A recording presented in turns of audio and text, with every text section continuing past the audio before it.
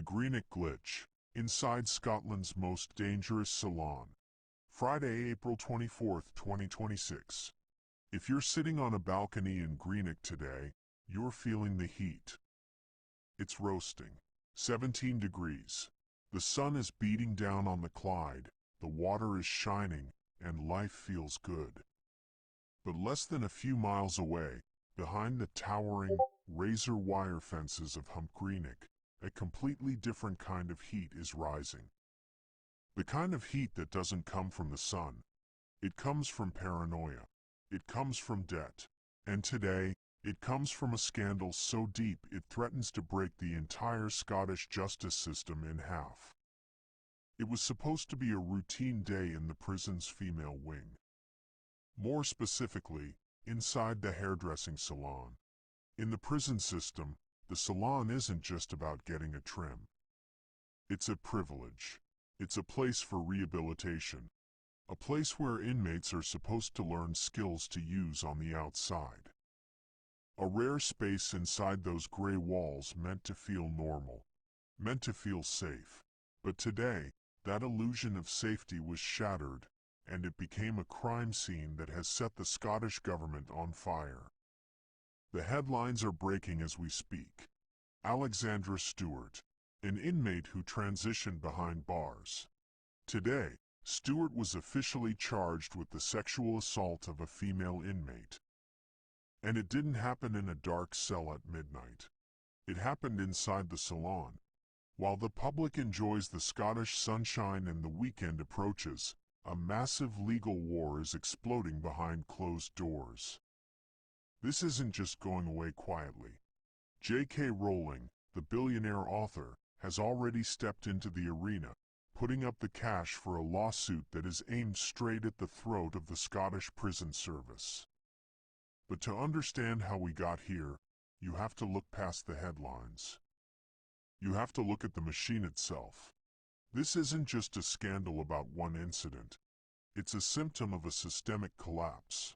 Welcome to the untold, unfiltered reality of HMP Greenock. Let's talk about the machine inside the machine. To understand how a prison reaches a boiling point, you have to understand its economy. Out here on the streets of Inverclyde, cash is king. But inside Greenock, cash is absolutely useless. You can't buy protection with a £20 note. The real currency in 2026 is tick. Debt, favors, and contraband. And right now, that underground market is thriving like never before. Just this month, in April 2026, officers conducted a routine cell search. Most guards walking the landings expect to find the usual minor infractions. A bit of fermented hooch. Maybe a smuggled vape pen. What they found instead was a masterclass in criminal logistics. It was one inmate, and one standard-issue pair of gray prison socks. But inside those socks was a goldmine. Multiple mobile phones. A heavy stash of Class A drugs. All being managed, hidden, and distributed from a single 10 by 6 foot box. You have to ask yourself, why a sock? Because in maximum security, a sock is more than clothing. It's a vault. It's a mobile office that you can take to the exercise yard. A mobile phone inside Greenock isn't used to call your mom and say you miss her. A smartphone is the most dangerous weapon in the building. It's used to run the business on the outside. It's used to coordinate drone drops over the prison walls in the dead of night. It's used to transfer crypto and manage debts. A burner phone that costs 20 quid in a shop in Glasgow is worth £1,000 inside Greenock. And when those phones are found, and the drugs are seized, the money doesn't just disappear. The debt remains. And when the tick runs dry, the atmosphere on the landing changes overnight. When you owe someone £1,000 and your stash gets raided, you don't declare bankruptcy. You pay in blood. In the Inverclyde heat, the tension is suffocating. Which brings us to the second currency of HMP Greenock. Power in this prison isn't just about who controls the phones and the pills. It's about who has the steel. Just days ago, the guards executed another search. Another cell torn apart. Another terrifying find. A homemade shank. We aren't talking about a plastic knife stolen from the canteen. We are talking about 8 inches of sharpened, lethal intent. A toothbrush handle, meticulously melted down against a smuggled lighter or a heating pipe, with a razor blade securely fused to the end. Hidden in places the sun doesn't shine, waiting for the right moment.